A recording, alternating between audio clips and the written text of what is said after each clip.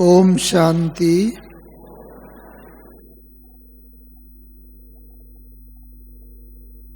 हम सब उस रीति से ओम शांति का एक बार उच्चारण करेंगे जैसा हम सब ने सुना है। यज्ञ के आदि में ब्रह्मा बाबा और सभी ब्राह्मण वत्स मिल करके किया करते थे। अंदर गहरी श्वास लेंगे और उस श्वास को निकालते हुए ओम की ध्वनि करेंगे और फिर दूसरा गहरा श्वास लेंगे और उसको निकालते हुए शांति की ध्वनि करेंगे।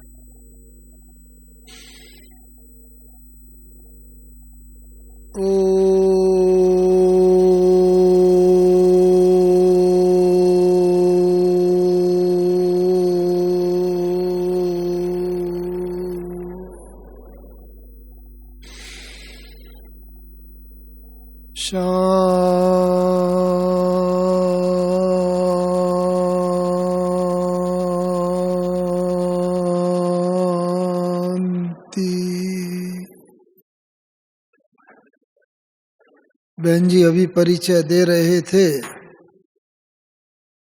और परिचय तो उन्होंने दिया और उसमें बताया भी, कुछ एक दो अवार्ड का भी वर्णन किया।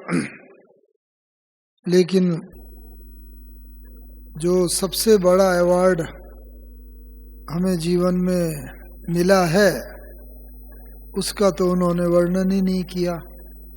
मैंने सोचा मैं बता दूं, क्योंकि वो अवार्ड हमारा ही नहीं है, हम सभी का अवार्ड है। वो कौन सा अवार्ड?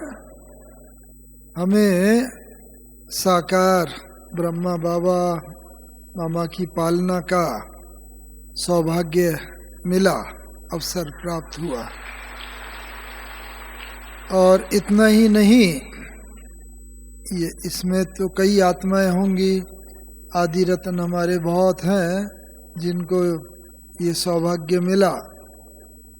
लेकिन एक इसके अंदर भी एक विशेष सौभाग्य जो हमें प्राप्त हुआ, वो अवार्ड था हमारे लिए कि 17 और 18 जनवरी 1969 जब ब्रह्मा बाबा अपनी संपूर्ण कर्मातीत अव्यक्त स्थिति को प्राप्त हुए और सूक्ष्म वतनवासी बने, तो वो 2 दिन हमें यहाँ अपनी आँखों से बाबा की उस अवस्था को देखने का सौभाग्य प्राप्त हुआ। और उन 2 दिनों में हम यहीं थे और यहाँ साकार ब्रह्मा बाबा ने, जैसा बाबा ने 2 वर्ष पहले जब हम इंजीनियरिंग पास करके आसाम में पोस्टिंग हुई ONGC में, तो वहाँ जा रहे थे तब बाबा ने कहा था, हमारी बहुत इच्छा नहीं थी तब वहाँ आसाम, क्योंकि वहाँ कोई सेवा केंद्र नहीं था पूरे नॉर्थ ईस्टर्न रीजन में। लेकिन बाबा ने कहा नहीं बच्चे, वहाँ तुम्हें जरूर जाना है और समय पर बाबा बुला लेगा। तो बाबा ने तो ये बोला, हमने भी सुन लिया, लेकिन कोई बहुत गौर नहीं किया। लेकिन ये इसकी अनुभूति हमें तभी हुई जब 17 जनवरी की सुबह हम 1969 में यहाँ मधुबन पहुँच गए अपने लौकिक पिताजी के साथ, बाबा के निमंत्रण पर ही, बाबा के कहने पर ही, और 2 दिन तक संपूर्ण बाबा की कर्मातीत अवस्था देखने का जो मौका मिला, जो आज के विषय से भी थोड़ा बहुत संबंध रखता है, जिसका कि हम बीच बीच में वर्णन करेंगे। तो ये हमारा सबसे बड़ा सौभाग्य है, क्योंकि हम सभी को कर्मातीत तो बनना ही है। सूक्ष्म वतनवासी जो बाबा कहता है यहीं पर ही अपने को अनुभव करें, फरिश्ता स्वरूप की स्थिति में अपने को अनुभव करें, तो कोई भी चीज का अनुभव करना तब सहज होता है जब उसका कोई रोल मॉडल या उसका कोई स्थूल एग्जाम्पल आँखों से देखा हो या कानों से सुना हुआ हो। और ये आज हम सब लोग इस विषय पर भी थोड़ी चर्चा करेंगे, क्योंकि सभी को ही कर्मातीत और फरिश्ता स्वरूप स्थिति को पाना ही है। तो आज का विषय जैसा मुझे बताया गया है, निरंतर योगी और निरंतर सेवाधारी कैसे बना जाए, ये विषय बताया गया। तो निरंतर योगी और सेवाधारी की जब बात करते हैं तो इसमें दो विषय तो आ जाते हैं।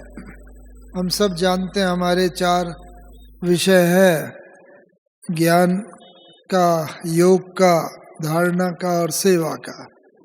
तो योग और सेवा का विषय तो आज ये दिया है, लेकिन सूक्ष्म रीति से देखा जाए तो इसके अंदर बाकी दोनों विषय भी समाये हुए हैं। और योग, क्योंकि खाली योग और सेवा इन्हें आइसोलेट नहीं कर सकते, क्योंकि योग का भी आधार ज्ञान है।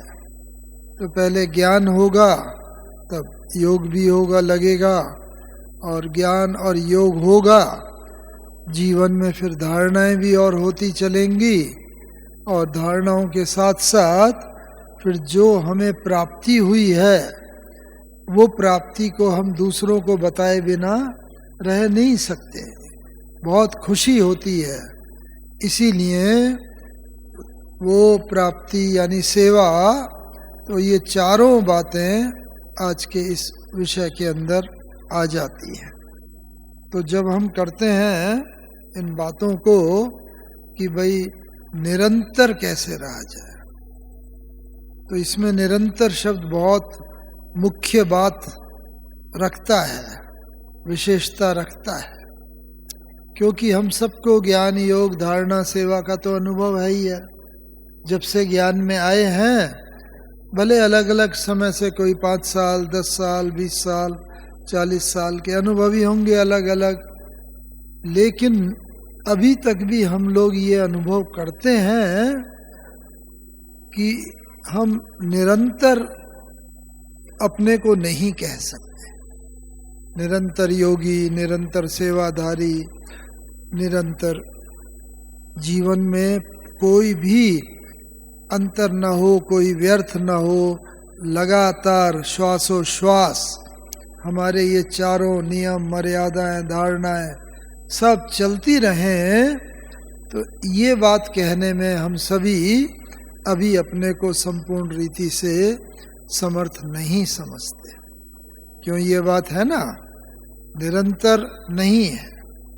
और वही बाबा चाहते हैं कि निरंतर हो, क्योंकि कोई चीज जब निरंतर होती है तो उसका लाभ कई गुना मिलता है।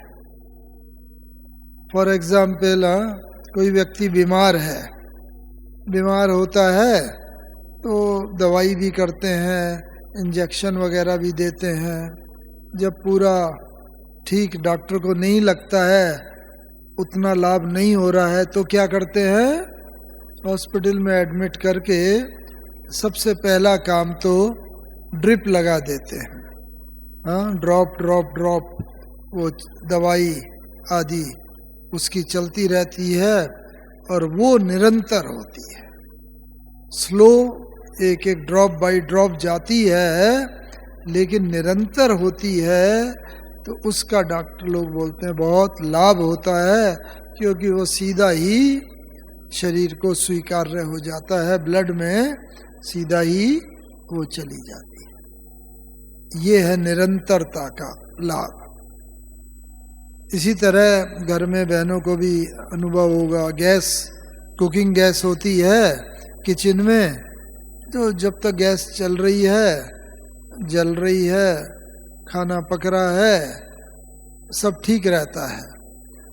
एक बार भी उसे अगर बंद कर दो 1 सेकंड के लिए भी और फिर जलाओ तो नहीं जलेगा, फिर से उसे लिट करना पड़ेगा, लाइट माचिस दिखानी पड़े, लाइटर दिखाना पड़े, फिर से तब वो गैस वो चलेगी।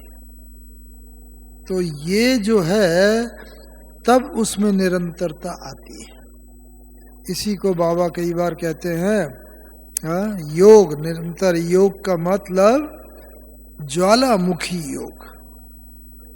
निरंतर योग अर्थात ज्वालामुखी। ज्वालामुखी नाम भी कहाँ से पड़ा है?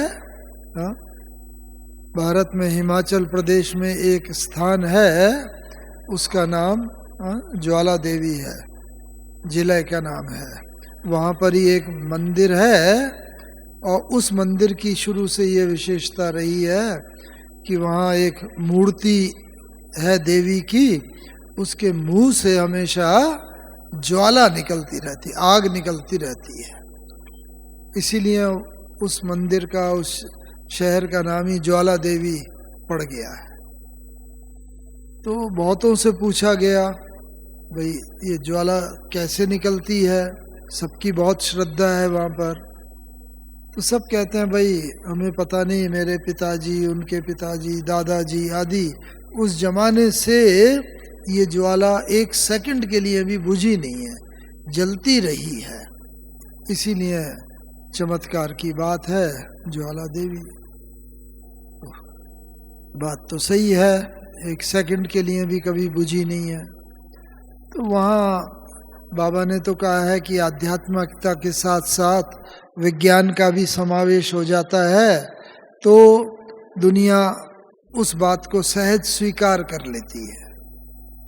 तो वहाँ पर भारत सरकार ने जब सर्वे किया, क्योंकि हम उसी कंपनी में ही थे, ONGC में, oil and natural gas corporation, engineering पढ़ने के बाद वो ही ज्वाइन किया था।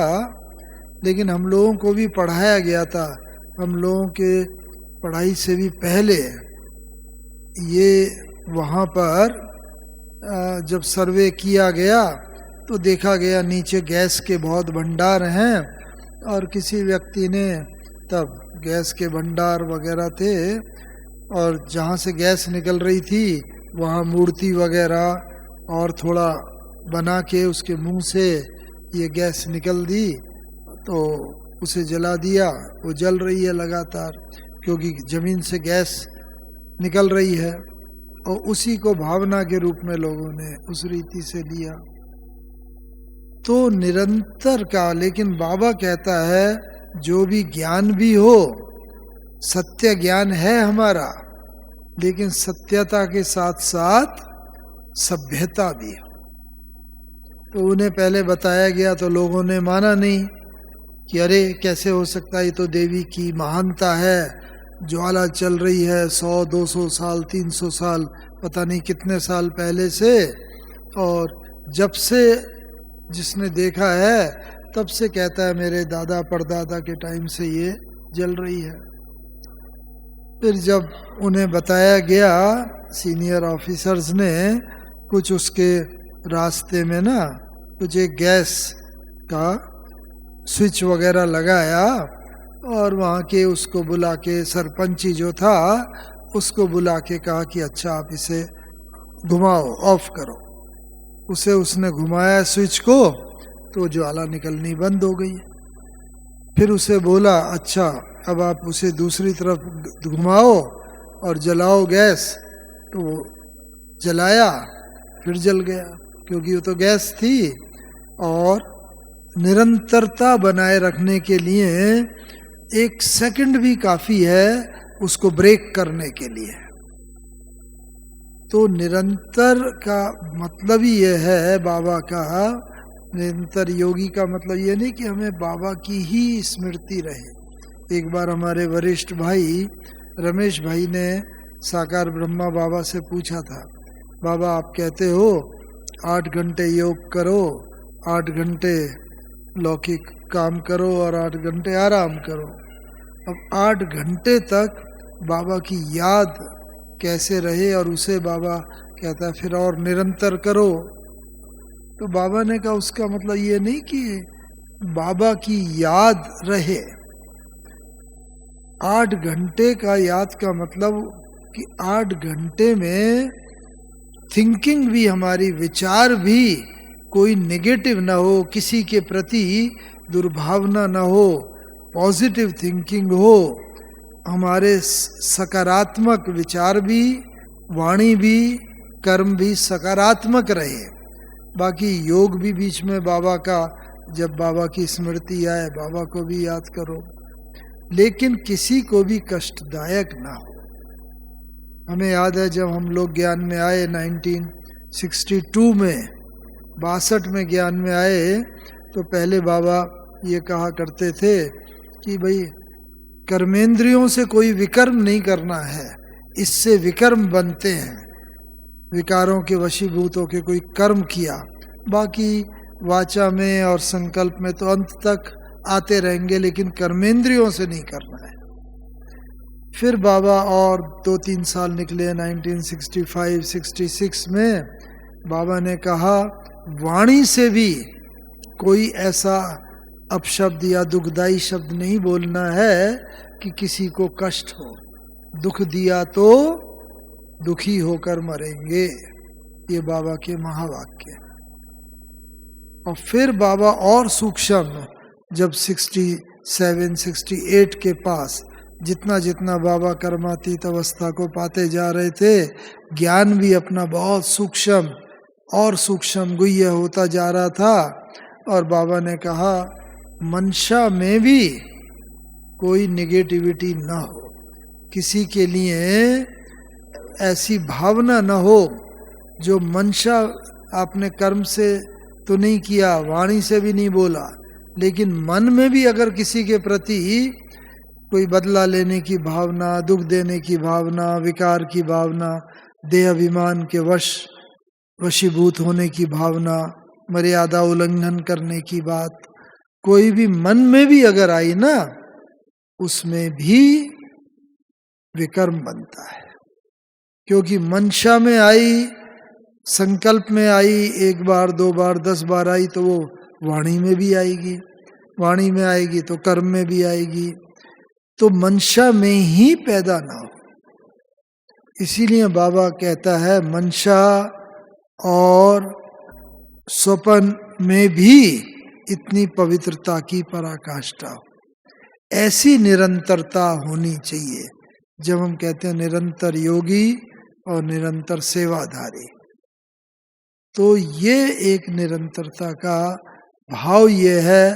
बाबा बाबा बाबा की ही याद नहीं, लेकिन कोई भी ऐसी बात ना हो जो अपने कॉन्शियस भी बाइट करे, अपनी अंतरात्मा भी धिक्कारे। ये नहीं सोचना चाहिए, हमारी मर्यादाएं तो ये नहीं कहती हैं, मेरे मन में ये संकल्प, अंतरात्मा भी अपनी ना उसे धिक्कारे और स्वपन में भी ना आए। क्योंकि संकल्प में भी नहीं आया, वृत्ति में भी अगर नहीं आया, वृत्ति और भी सूक्ष्म है संकल्प से भी। क्योंकि वृत्ति जो है, जैसे व्रत शब्द से निकला है, व्रत भक्ति मार्ग में तो व्रत का सबको अनुभव होगा। भक्ति मार्ग में किसी देवी देवता के लिए व्रत रखते रहे, त्योहार करते रहे, तो व्रत में जब दृढ़ता होती है तो सफलता होती है और बड़ा सेटिस्फेक्शन होता है। मानो कोई व्रत रखा, देवी त्योहार का, कोई आज नमक नहीं खाना है सारा दिन भर, तो वो व्रत रखा, लेकिन उसमें जितनी दृढ़ता होगी और शाम को जब व्रत तोड़ेंगे या अगले दिन, तो बड़ा खुशी का और सेटिस्फेक्शन का अनुभव होगा कि हमने जो व्रत लिया था उसे संपूर्ण रीति से पालन किया। भक्ति मार्ग में ये सब का अनुभव है। तो वो व्रत से ही वृत्ति बनती है। हम लोगों ने भी, बाबा ने कहा है ना, व्रत लिए हैं, पवित्रता का व्रत लिया है, विकारों से व्रत बचने का, क्रोध, लोभ, मोह, अहंकार, ईर्ष्या, द्वेष, बदले की भावना, ये सब जो निगेटिविटी है, नकारात्मकता है, इनसे अलग रहने का व्रत लिया है, दूर रहने का व्रत लिया है। तो इसीलिए ये व्रत हमारी दृढ़ता से हमारी वृत्ति बन जाए, हमारा संस्कार बन जाए। ये नहीं हमें इसके लिए पुरुषार्थ करना पड़े, बट नेचुरल संस्कार हो जाए। जैसे ये नेचुरल है, पलकें झपकती हैं, ये नेचुरल है, मेहनत नहीं करनी पड़ती। श्वास ले रहे हैं, मेहनत नहीं करनी पड़ती, ऑटोमेटिकली श्वास आ रहा है। शरीर के विभिन्न अंग ये ऑटोमेटिकली काम कर रहे हैं। ऐसे ही वृत्ति भी ऐसी हो जाए तो क्या होगा, और वो होगी दृढ़ता से। जितना हम दृढ़ होंगे तो ऑटोमेटिकली वो संस्कार बनता जाएगा। अब लौकिक में भी बोलते हैं ना, practice makes the man perfect. कोई भी प्रैक्टिस होती है, अभ्यास होता है किसी चीज का, वो व्यक्ति को आगे तक सफलता की तरफ लेता जाता है। इसीलिए ये निरंतरता के लिए इसे छोड़ नहीं देना है। बाबा तो कहते हैं मुश्किल है, लेकिन उस निरंतरता को हमें इस रीति से पहले बाबा की याद ना हो, लेकिन सबसे स्नेह का, प्रेम का, प्यार का बात करें, सत्कार के साथ बात करें, ये मीठा बोले। तो पहला चरण ये है। तो इससे क्या है कि वाणी के अंदर भी वो मधुरता आती जाएगी, और फिर धीरे धीरे कर्मणा में हुई, वाणी में हुई, तो वो संकल्प के अंतर भी आती। तब हम निरंतर सेवाधारी और निरंतर योगी की तरफ हम बढ़ सकते हैं। तो लौकिक रीति से भी हम ये निरंतरता का एक ही अभ्यास करते रहे। इसके लिए क्या बाबा ने समय प्रति समय बाबा सावधानी देता रहता है। परिस्थितियां तो आएंगी, हम सब घर गृहस्थी में रहते हैं, परिवार में रहते हैं, कई प्रकार के पेपर आते हैं, परिस्थितियां आती हैं। तो बाबा ने कहा वर्तमान समय के मुताबिक अब आप बच्चों को कुछ शक्तियों की बहुत बहुत आवश्यकता है। क्योंकि क्या है, अभी तक माया जो है ना, वो क्रूड फॉर्म में आती है।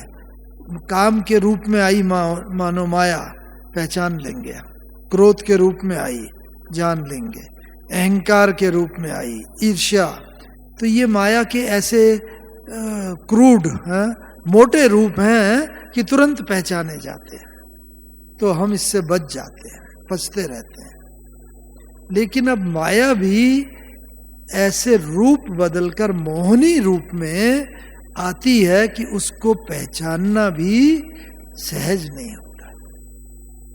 भक्ति में भी यही गायन है ना, जब किसी के स्वाभाविक कोई रूप बदल करके आ जाए तो कोई धोखा दे सकता है।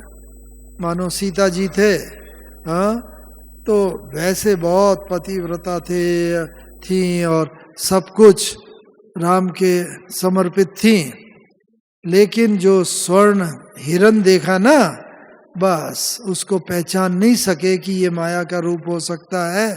और उसके लिए उन्होंने कंपेल किया राम जी को, रामचंद्र जी उसका शिकार करने चले गए।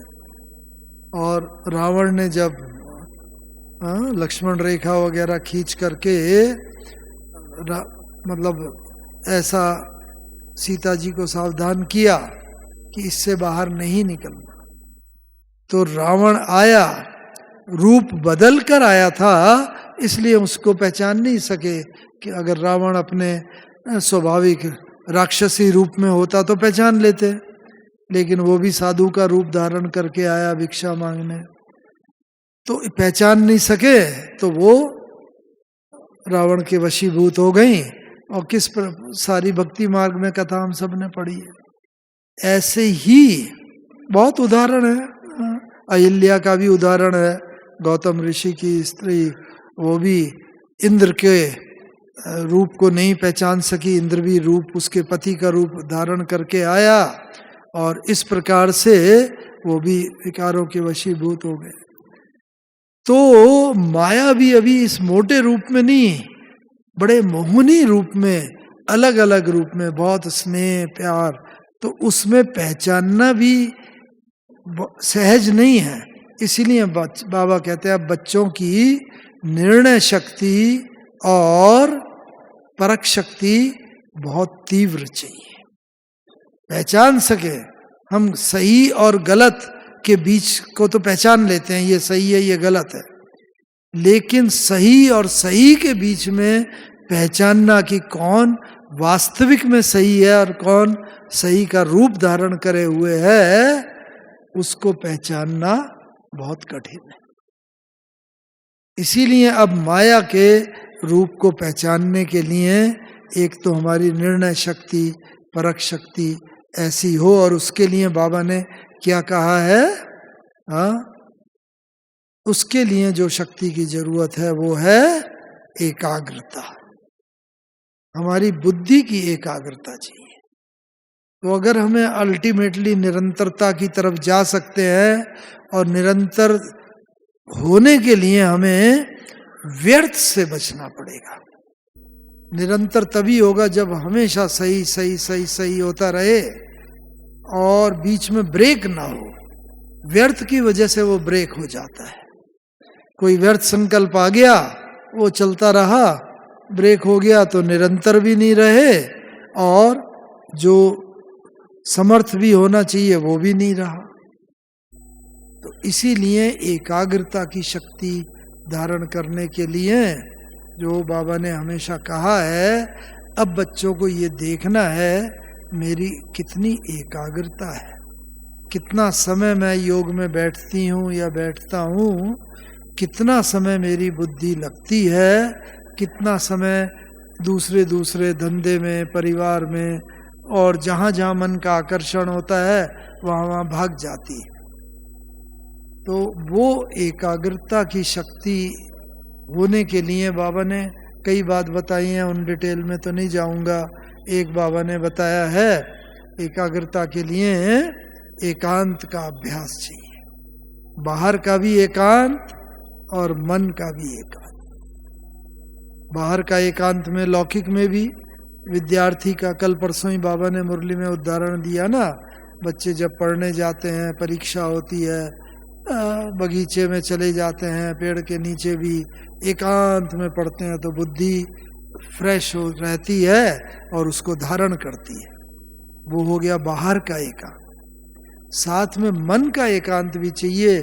बाहर का एकांत तो हमें मिल सकता है, लेकिन मन अगर भागता रहे, जहां जहां हमारा मन का लगाव झुकाव है वहां अगर भागता रहे, वो भी उचित नहीं है, क्योंकि वो भी व्यर्थ, समय बहुत गया। इसीलिए अभी हमें ये देखना है कि ये व्यर्थ हमारा कम से कम हो। जिसे बाबा कहता है, बच्चे कहते हैं बाबा, अब विकारी संकल्प, बाबा भी सर्टिफिकेट देता है। हमारी कई साल पहले बट्टी हुई थी तो सीनियर भाइयों की, तो बाबा ने सर्टिफिकेट दिया था कि बाबा ये तो सर्टिफिकेट देता है ग्रुप ये जो है इतने सीनियर भाई बहनों का, तो इनमें विकारी विचार तो नहीं है, विकार की बात तो नहीं है, लेकिन व्यर्थ अभी तक भी चलता है। ये क्यों हुआ, कैसे हुआ, नहीं होना चाहिए था, ये व्यर्थ की बात है। तो क्या करें, हम सब चाहते हैं व्यर्थ से बचें, कैसे बचा जाएगा व्यर्थ से? तो व्यर्थ से बचने के लिए ना, क्योंकि हमारे बाबा ने ये भी बताया, अंतिम पेपर ही है तुम्हारा हम बच्चों का, कौन सा? बाहर अति हलचल, इतनी हलचल, तत्वों की भी हलचल, युद्ध भी होगी, कम्युनिटीज अलग अलग धर्मों का भी युद्ध होगा, प्रकृति का सब कुछ बहुत अति हलचल में होगा, लेकिन अंदर उसकी सफलता का साधन है अति अचल रहे। अति हलचल में अति अचल, ये हमारे पास विद ऑनर होने का सफलता का साधन है। कैसे हो जब चारों तरफ हलचल हो। एक व्यक्ति था, थोड़ा अशांत सा था, उसने कहा चलो गुरुजी का सत्संग करते हैं। गुरुजी के पास गया और 4-6 चेले बैठे हुए थे, वो भी बैठ गया, वो भी सुनने लगा। थोड़ा शांति का अनुभव होने लगा उसे। इतनी देर में धरती में भूकंप आया, भूचाल आया, अर्थक्वेक आया, धरती हिलने लगी, बिल्डिंगें हिलने लगी, चारों तरफ अति हलचल होने लगी, हल्ला मचा चारों तरफ, भागो भागो बाहर निकलो मकानों से, भूकंप आ गया, भूकंप आ गया। जितने भी चेले आए वो सब भी बाहर भागे और बस बाहर थोड़ी दूर जाके खड़े हो गए खुले में, और गुरुजी को कहने लगे गुरुजी आप भी बाहर आ जाओ, ये आपका छत जो है ये भी हिल रही है, कभी भी गिर जाएगी, बहुत नुकसान हो जाएगा। गुरुजी बैठे रहे, सुनते रहे, लेकिन भूचाल आया। थोड़ी देर के बाद जब भूचाल शांत हो गया, गुरुजी तो वहीं के वहीं बैठे ही थे, सब चेले वापस आए, भूचाल शांत हो गया। आके उन्होंने कहा गुरुजी इतनी हलचल, इतना भूचाल आया था, आप यहीं बैठे रहे, हम सब आपको बुला रहे थे, आप आइए, आप नहीं आए, अगर ये गिर जाता तो क्या होता। तो गुरुजी शांत रहे। हाँ, चेलों ने जब बहुत कहा नहीं गुरुजी आपको भी भागना चाहिए था, आना चाहिए था, तब गुरुजी ने उत्तर दिया, अरे तुमने देखा नहीं, तुम लोग भागे थे, मैं भी तो तुम्हारे साथ भागा था। कहाँ भागे थे गुरुजी, आप तो यहीं के यहीं बैठे हुए थे, हम सब देख रहे थे, हम सब बाहर भागे, आप वहीं बैठे हुए थे। तो गुरुजी ने कहा नहीं नहीं, तुमने देखा नहीं, तुम भागे थे, बस भागने में अंतर इतना था, तुम बाहर भागे, मैं अंदर भागा, अंदर की तरफ भागा। अंदर चूंकि अचल था, बाहर तो हर चीज हलचल में थी, कहीं भी भागते हलचल ही होती वहां पर, मकान हो, रोड हो, कोई पार्क हो, कहीं हो, आसपास सब जगह पूरा धरती हिल रही थी। तो अंत समय के लिए हमें भी ये अभ्यास होना चाहिए, भूचाल भी आएगा, बाबा ने कहा पांचों तत्व अपनी हलचल में होंगे, तो अति हलचल में हम अति अचल रह सके। और वो अति अचल कैसे होगा, वो अति अचल का अभी से ही हमें अभ्यास करना पड़ेगा। जब जब कोई ऐसी परिस्थिति हो, जब हमारे संकल्प बहुत हलचल में हो, वाणी हलचल में हो चारों तरफ, तो हम अंदर चले जाए, अपने ही अंदर, जहां अचलता है, एकांत है, वो जाने का हमारा अभ्यास होगा, तो निरंतर योगी भी हम बन सकेंगे। क्योंकि इसमें पहली बार जाएंगे अंदर, पूरा जा नहीं सकेंगे, मन भागेगा दूसरी बार, लेकिन प्रैक्टिस, जितना अभ्यास होता जाएगा वो चीज उतनी सहज होती जाएगी। हम सबको जीवन का, भाइयों को अभ्यास है, जब पहली बार साइकिल चलाई होगी, सीखी होगी, कई बार गिरे भी होंगे, अब बाद में तो अब ऐसा अभ्यास हो गया कि वो चलती रहती है, बात भी करते रहो और अपने आप ही जिधर जाना होता है उधर हैंडल मुड़ जाता है। माताओं का अभ्यास है, पहले जब रोटी बनाने सीखा होगा, तब तो गोल गोल बनी नहीं होगी, चिपक भी गई होगी चकले पर, लेकिन अभ्यास करते करते अब तो ऐसी बात हो गई कि अगर बना भी रहे हैं, बात भी कर रहे हैं, अपने आप घूमती भी रहेगी, चिपकेगी भी नहीं, गोल गोल बनती। अभ्यास से हर चीज बहुत सहज हो जाती है। ऐसे हमारा योग लगे न लगे, लेकिन योग लगाना हम ना छोड़ें।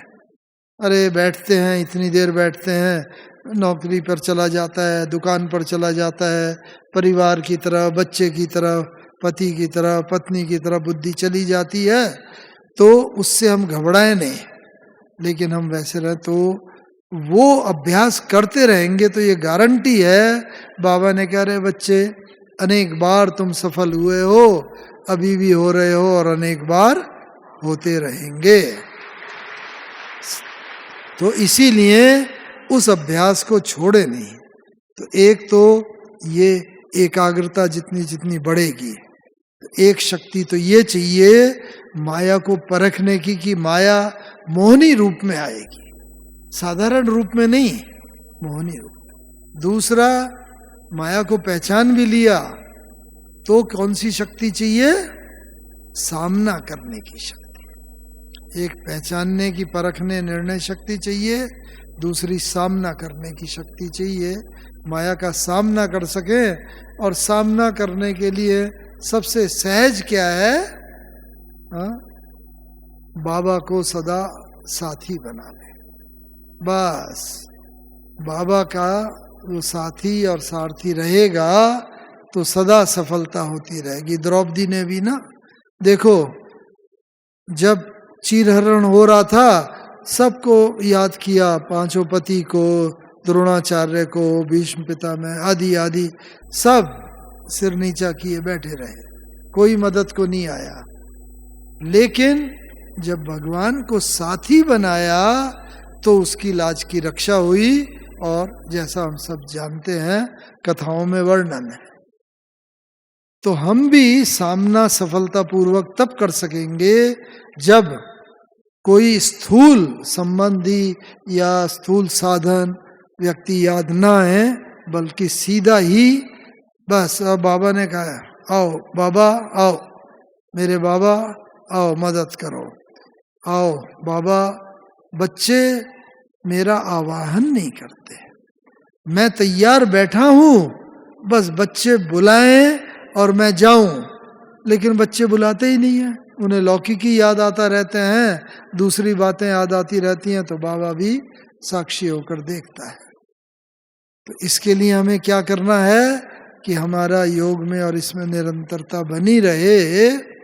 तो बाबा ने कहा है कि हम बाबा को ना अपना साथी बना करके सदा चलते रहें। और बाबा ने एक बार बताया था, बाबा के पास हर बच्चे का टीवी सेट है, हर बच्चे का, सबके टीवी सेट रखे, इतने करोड़ों टीवी सेट समझो। लेकिन जब भी जो बच्चा कोई परीक्षा में से पास हो रहा होता है, कोई मर्यादा का उल्लंघन का उसका मन हो रहा होता है, कोई बात हो रही होती है, उसका टीवी सेट ऑन हो जाता है, तो बाबा का ध्यान उधर जाता है और बाबा देखता है अच्छा अभी ये बच्चे में ये कमजोरी है। फिर बाबा क्या करता है? उसे सकाश देता है, शक्ति देता है। और कई बच्चे निकल भी आते हैं उस परिस्थिति से, कई बच्चे डोंट केयर करते हैं, उस परिस्थिति के वशीभूत होके हार जाते हैं, माया के वशीभूत हो जाते हैं। तो क्यों हो जाते हैं? क्योंकि बुद्धि की लाइन क्लीन और क्लियर नहीं है। अगर बुद्धि की लाइन हमारी एंगेज रही, कोई फोन एंगेज रहता है, दूसरा फोन इंपॉर्टेंट आता भी रहे, अटेंड नहीं कर सकते। इसी तरह बुद्धि की लाइन अगर हमारी क्लीन नहीं हुई, बाबा तो संदेश दे रहा है बच्चे अब ये करो, इससे तुम इस माया के वार से बच जाएंगे, बाबा तो संदेश दे रहा है, लेकिन हम उसे कैच ही नहीं कर पा रहे हैं। रिसीवर सेट ही हमारा खराब है, और ट्रांसमीटर बाबा का संकल्प तो बहुत पावरफुल है, लेकिन हम रिसीव ही नहीं कर पा रहे हैं।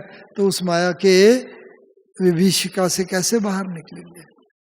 तो इसीलिए अभी आवश्यकता ये है कि निरंतर योगी होने के लिए एक ये भी रखें कि समय प्रति समय कोई भी चीज का हम अभ्यास जितना होगा, अधिक से अधिक अभ्यास करते रहेंगे तो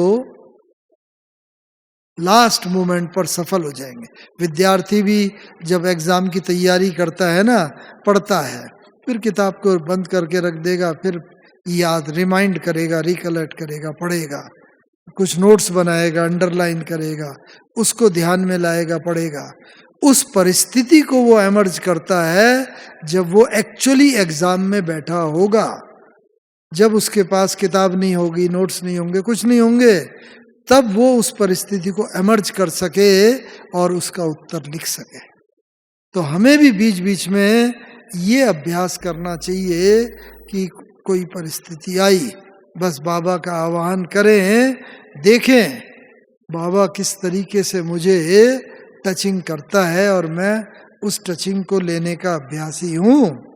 इसीलिए हमें अपनी स्मृति और वृत्ति ये पावरफुल बनानी पड़ेगी। और स्मृति का तो बदलने का तो बाबा ने पहले दिन से ही अभ्यास करा दिया। पहले ही दिन जब हम आए ज्ञान में, शरीर समझते थे, बाबा ने बताया तुम आत्मा हो, तब से आत्मा समझने लगे। हर चीज का बाबा ने परिवर्तन, खान पान, रहन सहन, पूरे जीवन का परिवर्तन करा दिया। वो स्मृति के आधार पर ही तो हुआ। तो इसीलिए एक हमारा वो होना चाहिए। और हमारे अभी ऐसा योगी कैसे पता चलेगा? ज्ञान तो चलो किसी को बताते हैं, सुनाते हैं, वो कहता है वाह बहुत अच्छा ज्ञान है, बहुत लाइफ को लगता है, ऐसा ज्ञान है। लेकिन निरंतर योगी की पहचान कैसे होगी लोगों को कि ये योगी है? उसका मापदंड जो है बाबा ने बताया, ये है आपके ये 3 चीज, चाल, चलन और चेहरा। ये चेहरा तो दिखता है, चलन भी हमारी दिखती है, हम कैसे चल रहे हैं। फरिश्ते रूप में हमारा होना चाहिए अभी से ही अभ्यास। मैंने तो ब्रह्मा बाबा को देखता था, बस बाबा बीच बीच में बहुत अभ्यास करते थे, थोड़ा भी फ्री हुए एकांत में उसी मस्ती में हाथ पीछे करके धीरे धीरे चल रहे हैं एकदम। बाबा क्या सोच रहे हैं पूछते थे बच्चे। बाबा फरिश्ते रूप का अभ्यास कर रहा है। फरिश्ते धीरे धीरे चलेंगे, बुद्धि कहीं होगी बाबा की तरफ, एकांत, मन का भी तन का भी एकांत है उस अभ्यास में। तभी तो हम एक्चुअल में फरिश्ता बन पाएंगे। अभी से हमारा चलन का ऐसा हो, फटफट फटफट करके तेजी से भागे नहीं, धीरे आराम से चाल चलन हमारा ऐसा हो फरिश्ते की तरह। तो जितना जितना ये अभ्यास होगा तो योगी की छटा चेहरे पर झलकने लगेगी। बाबा ने कहा बच्चों का श्रृंगार बाबा करता है, तो फरिश्तों का भी, ब्राह्मणों का भी श्रृंगार 3 बातों से खास झलकता है। कौन सी 3 बातें? एक तो है ताज, पवित्रता का ताज। यहाँ पर जितना हमारा आंतरिक पवित्रता होगी उतना जैसे लोगों को हमारा ऑरा का साक्षात्कार होगा। देवी देवताओं के पीछे वो लाइट का ताज दिखाते हैं ना, तो लाइट गोल सा, तो वो लाइट ऑरा जैसे होता है, वो होता है जितनी अंदर की पवित्रता, अंदर बाहर से साफ। तो वो पवित्रता मन, वाणी, कर्म, स्वपन, संकल्प, सब वृत्ति, सारी पवित्रता, तो वो पवित्रता का ताज, वो रत्न जड़ित ताज सतयुग में तो मिलेगा। इस समय यहाँ पवित्रता का ताज, और वो तभी होगा कि जितना भी हमें यज्ञ में भी जो जिम्मेवारी का ताज मिला है, वो जिम्मेवारी का ताज हम सफलतापूर्वक निभाते चले। जो भी माताओं को, भाइयों को, जिस भी छोटी बड़ी जो भी सेवा का चांस मिलता है जिम्मेवारी का, वो करते रहे। तो एक ये ताज, ये श्रृंगार, कोई भी श्रृंगारित होते हैं ना, तो या तो ताज, एक दूसरा तिलक। तो वो तिलक बाबा ने बताया, ये स्मृति का तिलक रहे जितना, तो पवित्रता का ताज, स्मृति का तिलक, और होठों पे मुस्कान, खुशी, वो झलकनी चाहिए। कहते हैं face is the index of mind. मन का दर्पण है हमारा चेहरा। मन में खुशी होगी, चेहरे पर भी खुशी होगी। तो एक ये हमारा चाल चलन और चेहरा से ये होता रहे। ये कब होगा? कहना तो आसान है, ये तब होगा जो हमें जीवन में, जो बाबा अक्सर बताता है मैं और मेरा, ये 2 शब्द है ना, तो ये जब भी याद करो मैं आए तो क्या याद आए? मैं आत्मा, और मेरा यानी कि मेरा बाबा, वो ये जितनी स्मृति रहेगी, मेरे को हम तेरा में कन्वर्ट करते जाए, बदलते जाए। मेरा मकान, मेरी कार नहीं, बाबा का मकान। विदेशियों में हमने देखा ये बहुत पक्का है, चलो बाबा के घर चलते हैं, गए, ये तो आपका घर है, बाबा का ही घर है। हर चीज में जैसे उनके बाबा, बाबा का घर, बाबा का मकान, चलो ब्रह्मा भोजन करते हैं, खुद ही घर में भोजन बनाया होगा, ब्रह्मा भोजन, लाइक दैट। हर चीज में कोई मेरा कुछ रहे नहीं, ये शरीर भी मेरा नहीं। बाबा आपने ये दिया है पार्ट प्ले करने के लिए, आप करावनहार हो, करण करावनहार हो, और मैं इस शरीर के द्वारा, इन कर्मेंद्रियों के द्वारा कर रही हूँ, करण करावनहार। तो ये स्मृति जितनी रहेगी तो हम निरंतरता की तरफ बढ़ते जाएंगे। खुद ही महसूस होगा, अरे अभी कुछ दिन पहले तक तो मेरी याद की यात्रा 1 घंटे की थी, अभी तो बढ़ गई, 1.5 घंटा हो गया, अभी 2 घंटे हो गई, अभी 3 घंटे हो गई।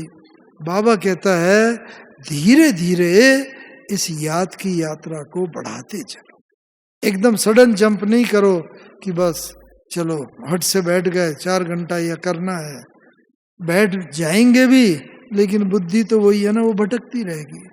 तो एक शॉर्ट टर्म टारगेट रखो 15-15 मिनट का, कि इस 15 दिन के अंदर मुझे अपनी याद का यात्रा 15 मिनट बढ़ानी है, अगले 15 दिन में फिर और 15 दिन बढ़ानी है, या आधा घंटा। इस तरह शॉर्ट टर्म टारगेट रखते चलेंगे तो बढ़ता चलेगा, और वो दिन दूर नहीं जब हम संपूर्ण, जो बाबा चाहता है 8 घंटे की याद की यात्रा हो, वहां तक भी बच्चे पहुंच जाए। और साथ में कैसा होना चाहिए, ये जितना जितना होगा ना, मैं कुछ वर्ष पहले रशिया गया था, तो रशिया में वहाँ पर एक कैमरा बनाया गया है, किर्लियन साइंटिस्ट होके गया है, उसने कैमरा ऐसा बनाया कि फोटो खींचते हैं ना, तो व्यक्ति की फोटो के साथ साथ उसका ऑरा भी आ जाता है, लाइट का, उसका भी फोटो आ जाता है। तो वहाँ सेंट पीटर्सबर्ग सेंटर है, संतोष बहन आजकल तो इधर ही आए हुए हैं, यहाँ पर ही, तो उन्होंने उसे बुलाया, व्यक्ति को जो इस समय हेड है, उसने देखा, और उसने हमारा भी काफ़ी बात हुई, क्योंकि साइंटिफिक लहजे में बात हो रही थी, ये ऑरा, क्योंकि ये तो सूक्ष्म चीज़ है, तो साइंस क्या समझती है, उस रीति से साइंस और आध्यात्मिकता दोनों के पहले पर, तो ये ऑरा केवल यही नहीं होता, हमारे एक एक अंग का ऑरा होता है। ये आभा मंडल अंगूठे का होगा, नाक का होगा, कान का होगा, मुंह का होगा, सिर का, सबका ऑरा होता है, और वो टोटल ऑरा यहाँ देखने में आता है। तो उसने हमारा भी ऑरा निकाला, एक एक अंग का अलग अलग, पूरा सुबह से शाम तक 5-6 घंटे तक वो सारा उसका बताता रहा, ऑरा निकालता रहा। फिर 4-5 दिन के बाद वो उसका रिजल्ट वगैरह लेके आया, और उसने बताया कि दुनिया के सब तरफ के लोग मेरे पास आते हैं, सब धर्म वाले, हिंदू, मुस्लिम, सिख, ईसाई, और अमेरिका वाले, रशिया, जर्मनी, जापान, सब देशों से लोग आते हैं, सबका ऑरा मैं निकालता हूँ। लेकिन ब्रह्मा कुमारी वालों का ऑरा जितना साफ और स्पष्ट होता है, उतना किसी का नहीं होता। कितना खुशी की बात है, देखो, क्योंकि बाबा हमारा मन जीते जगत जीत, मन को शुद्ध करता जा रहा है, तो मन का रिफ्लेक्शन ऑरा के फॉर्म में होता है। और बाबा ने कहा है, जब विज्ञान आपकी बात को सिद्ध करेगा तो प्रत्यक्षता होगी। हम जितना भी कहें मैं बहुत योग करता हूँ, 8 घंटा करता हूँ, इतना नहीं, विज्ञान जब, और ये विज्ञान की बात है, ऑरा निकालते हैं और विज्ञान ही ये कह रहा है, साइंटिस्ट कह रहे हैं कि ब्रह्मा कुमारी वालों का ऑरा और दुनिया वालों की भेंट में और भी साधु सन्यासी हैं, उन सब की भेंट में इनका सबसे अच्छा होता है। तो इस पर देखो, बाबा हमें धीरे धीरे संपूर्णता की ओर ले जा रहा है, लेकिन ये तो विज्ञान ने कहा, ये हमारे चेहरे से भी तो झलकनी चाहिए। बस चेहरे, जो बाबा कहता है आपकी तरफ आए कोई भी, हाँ, लेकिन बस उसका रूप बदल जाए। और ये तब होगा जब ये 5 तत्व जो है ना, जल अग्नि वायु पृथ्वी आकाश, इनको भी हमने योग दान करके पवित्र किया होगा। आत्मा को तो हम योग कर रहे हैं, पवित्र बना रहे हैं, लेकिन जल अग्नि, और इसमें क्या है, जल को हम कैसे पूरा जल के संस्कार अपने अंदर धारण करके, जल में मुख्य कौन सा संस्कार होता है, एडजस्टमेंट का। गिलास में लो, गिलास में सेट हो जाएगा, कटोरी में लो, कटोरी में सेट हो जाएगा, चम्मच में लो, चम्मच में। ऐसे ही हमारा संस्कार ऐसा हो, हम किसी भी व्यक्ति के साथ एडजस्ट होके चल सके। ये न कहें कि इनके साथ एडजस्ट होना सहज है, इनके साथ बड़ा मुश्किल है। नहीं, मुझे एडजस्ट होना है, बस दूसरे का हम इंतजार ना करें, वो पहले ये हो। अक्सर ब्राह्मण परिवार में क्या होता है, अगर मनभेद होता है, कहीं कोई ना कोई बात हो जाती है, संपूर्ण तो अभी हम लोग कोई भी बने नहीं है, तो कोई भी बात हो जाती है, तो बाबा ने कहा 2 कारण मुख्य होते हैं, या तो कोई मिसअंडरस्टैंडिंग होती है, गलत फहमी होगी, और गलत फहमी के कारण क्या होगा, कम्युनिकेशन ब्रेकडाउन, बोलचाल बंद हो जाती है, जिससे हमारे संबंध अच्छे नहीं होते हैं। वो इधर से आ रहा होगा, हम भी सामने से जा रहे होंगे, वो उधर से निकल जाएगा, हम इधर से निकल जाएंगे, बात नहीं होगी। ओम शांति, गुड मॉर्निंग, कैसे हो बहन जी, कैसे हो भाई जी, कुछ नहीं होगा। क्यों? क्योंकि हम उम्मीद करते हैं पहले वो बोले, वो उम्मीद करता है पहले ये बोले। बस इस तरीके से दिलों के बीच की जो दूरी हो जाती है ना, वो बढ़ती जाती है। उसके लिए हम क्या करें, एडजस्टमेंट का संस्कार, जल का संस्कार धारण करें। ऐसे ही पृथ्वी का क्या संस्कार होता है, दातापन का, देने का। पृथ्वी से हर चीज मिलती है, अनाज मिलता है, फल फूल मिलते हैं, पानी मिलता है, तेल पेट्रोल, सब चीज धरती माता से मिलती है, धरती दाता है। ऐसे ही हम भी दाता बन के देते चले, कोई स्थूल चीज नहीं देनी है।